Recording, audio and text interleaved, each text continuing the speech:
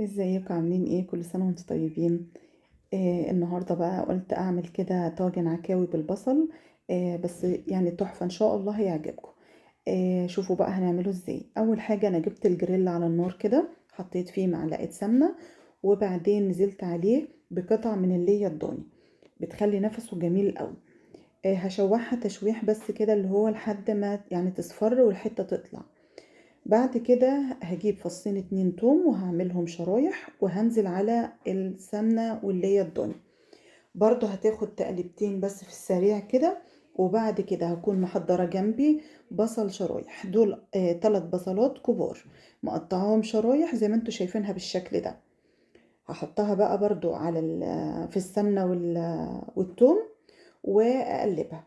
طبعا زي ما احنا متفقين البصل علشان يدبل معاكي بسرعة وما ياخدش وقت طويل، رشة ملح بسيطة بس كده. خدي بالك بسيطة علشان انت لسه هتحطي حدق وكده ما تطلعش معاكي حدقة في الاخر. قلبيها بقى على نار تكون متوسطة، لان انا عايزاها بس يصفر كده عشان يبقى مسكر معاكي وجميل. وصل للمرحلة دي كده اهوت، عليت النار، مش هخليه ياخد اكتر من كده. بعد كده دول 3 طماطمات متوسطين، وحط عليهم نص كوباية مية وضربتهم في الخلاط. هحط عليهم توابل ايه بقى؟ كزبرة ناشفة وكمان فلفل اسود، وهحط عليهم مكعب شوربة او اللي هي مرقة الدجاج، بس هي دي بتاعت اللحوم يعني بتاع اللحمة، فحطيت مكعب اهوت. وكمان ما ننساش عشان حطينا طماطم، اي مكان تحطي فيه صلصة اي اكلة لازم ترشي رشة السكر دي او ربع معلقة سكر صغير.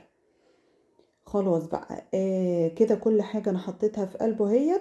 هخليها على نار عالية تستوي بالشكل اللي انتوا شايفينه ده. بعد ما خلاص استوت معايا كده هحط عليها 3 كبشات كده او 4 يعني من شوربة اللحمة. ديت الشوربة اللي انا سلقة فيها العكاوي، انا بسلقها الاول 3/4 سوا، وبعد كده هحطها في قلب البصل. خلاص، فهي دي كانت الشوربة بتاعتها. جبت الجريل قدامي اهو بالشوربة كله خلاص بقى جاهز. هحط عليه بقى ايه؟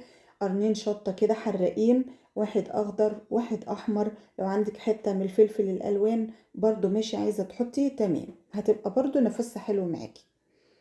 هقلبهم في قلب بعض كده، سهل خالص وبسيط خالص.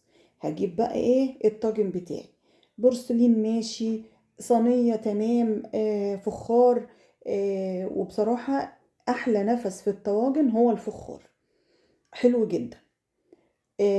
فايه انا دلوقتي حطيت في البورسلين ده، هحط نص البصل بالشكل ده كده تحت، وبعدين هحط العكاوي كنت شلتها من الشوربة اهوت، فهحطها، ونص البصل التاني هحطه من فوق. طبعا الطاجن ده جه صغير عليه شوية، فهضطر ان انا احطها في صينية تانية علشان لما تيجي تغلي ما يقعدش ينزل في قلب الفرن ويعمل دخنة كده دخان يعني، ويتحرق تحت الصاجة بتاعت فرن البوتاجاز يعني. انا مرضتش ان انا يعني احطها في طاجن تاني، قلت خلاص مش مشكلة انا احطها في صينية، وده اللي حصل.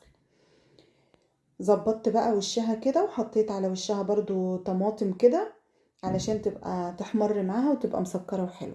هدخلها الفرن بقى على درجة حرارة 200 علشان يغلي معاكي بسرعة كده اهو. شوفوا زي ما قلت لكم بقى لما غلي الطاجن غلي الصوص قاعد ينزل على الجناب ازاي، فاضطريت ان انا احط الصينية دي علشان ينزل فيها. وبالشكل ده كده، عايزة تحمريها اكتر من كده حمريها دايبة وزي السكر بألف هنا.